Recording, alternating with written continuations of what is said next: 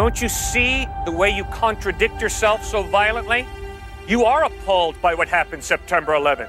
Now, come on, bud, that's the most ludicrous idea I've heard out here today. This atheist tries to debunk God and it backfires bad. So make sure to watch till the end because I have a Bible verse that will tie all of this together. Shout it to Cliff and give me an answer. Let's get into it. Okay, why don't you believe in God?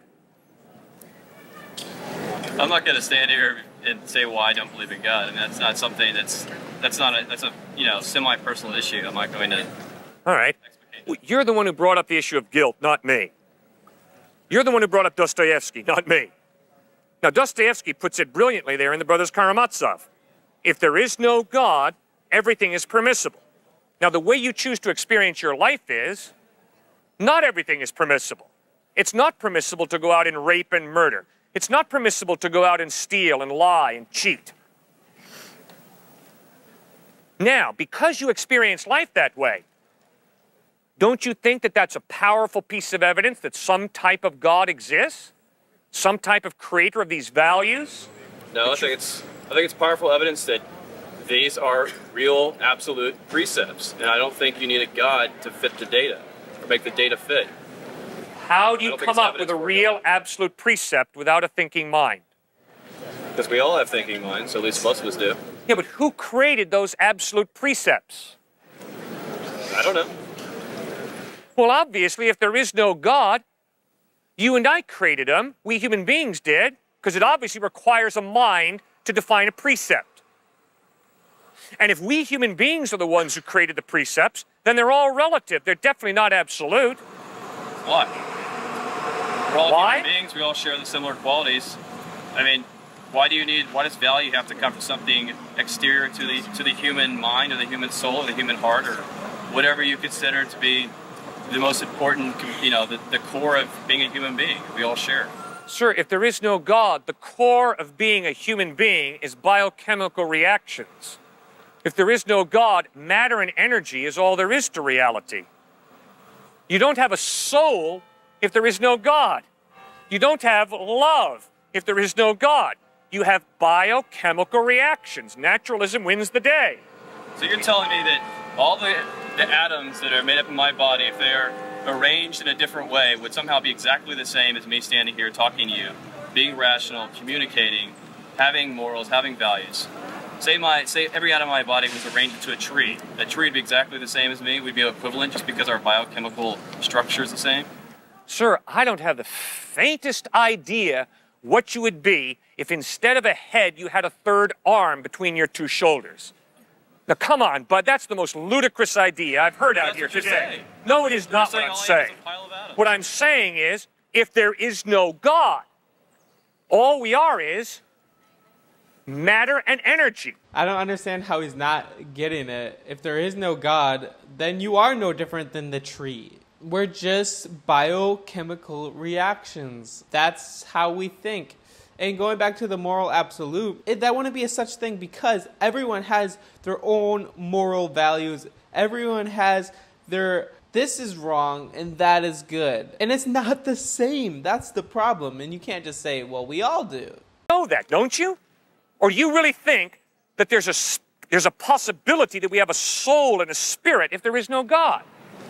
You've got a mind. You said that that's how every day you preach faith as faith that looks at evidence and then takes one step beyond. So obviously you're using the mind as a way to approach a God. Why can't you use the mind to approach some other sort of value system that doesn't require a God? You can, but you better use your mind to explore your experience, and you better ask yourself, this is the way I experience life. I experience moral absolutes. Maybe not many, but at least a few. Now, how is it possible for there to be a moral absolute? There's only one way, and that's for there to be some type of mind prior to the human mind that creates and defines these moral absolutes. Because if there is no mind prior to the human mind, then it's obvious the human mind creates morals, which means all those morals are relative, depending upon which human mind you're talking to. So there are no moral absolutes if there is no God. If there is no mind prior to the human mind, morality is relative. Right. Well, I don't know. Follow that line of thinking or not? Am I great? Yeah, I do. But I think the best way to summarize what I'm saying is there's some quote, I don't know who said it, but God created man in his image, and man, being a gentleman, then created God in his image. So the way I look at it is that we injected all our moral precepts that come from inside into something we call a God in order to organize human beings much easier. So what difference does it make whether... Right. Then at least be honest enough to acknowledge morality's relative. And don't stand there talking to me about moral absolutes. That is nonsensical. If there is no God, if you are going to be an atheist or an agnostic, be consistent and say morality is relative. And don't tell me that what happened on September 11th to the World Trade Center, that there's something absolutely evil. No way. It's just all relative, man. I wouldn't say it's absolutely evil. Good. You don't say it's absolutely evil. And if your sister gets raped, there's nothing absolutely evil about that. It might be wrong from your perspective, but obviously from the perspective of this is just fine. And you certainly wouldn't be arrogant enough to lay your relative arbitrary prejudices of what morality is on another human being, would you? Because that would be horribly arrogant. So instead, if you're a moral relativist, you acknowledge the opposite of my opinions about gay bashing, aborting babies, battered wives. I don't obviously know what you feel about those, but if you're a moral relativist, obviously you've got to be consistent, which means the opposite of what I feel on those ethical positions is equally valid as my position. To all the atheists out there, you have to admit there is a flaw to your viewpoint of moral relativism.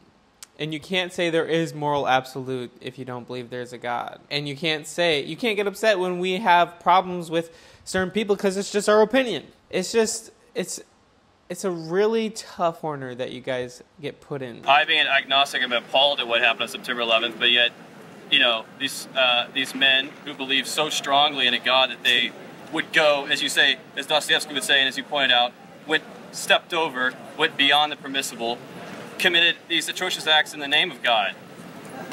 Thank you for your honesty. Don't you see the way you contradict yourself so violently? You are appalled by what happened September 11th. You cannot live out your moral relativism. In fact, I've never met a moral relativist who has lived out their moral relativism. Because at some point in life, you're going to fall back on moral absolutes, and you're going to say, I'm appalled by that. I'm sorry, you can't. If you're a moral relativist, you can just simply say, from my perspective, that's wrong. But my perspective is obviously arbitrary, it's obviously relative, it's just my own bias. You cannot live out moral relativism, guys. It's impossible. None of you do. And that's why I'm so grateful a bunch of my moral relativist friends, after September 11th, are going back and reconsidering their moral relativism. Because they know that their experience of life violently contradicts moral relativism. It doesn't hold water. It's bankrupt, guys. You gotta admit, there's evil in the world. And by what standard do we think something is evil? Most likely, your viewpoint is coming from a biblical worldview. I'm sorry, it just is, because the world we live in. And therefore, when someone does bad, you say it's bad. It's because of the viewpoint that you have from a biblical worldview. Such a tough question, so I encourage you guys to go to God. Having a relationship with Him is the best thing. All right, now I have a Bible verse that will tie all of this together. Matthew 5:44 says, "But I say, love your enemies. Pray for those who persecute you." Don't you see the difference between God's absolutes versus moral relativism? We need to love our enemies and pray for those who persecute you. That's not going and murdering innocent people. So that's when people do that, it's against what God has commanded for us. So guys, go to God today. Know that He loves you. I have in the description below, you can fill out the information to follow Jesus. So I'd love for you to do that. And comment down below your thoughts on this one. This one's crazy. And I have a Bible verse. And guys, make sure to hit that like button and subscribe. And you might like this video here. Peace.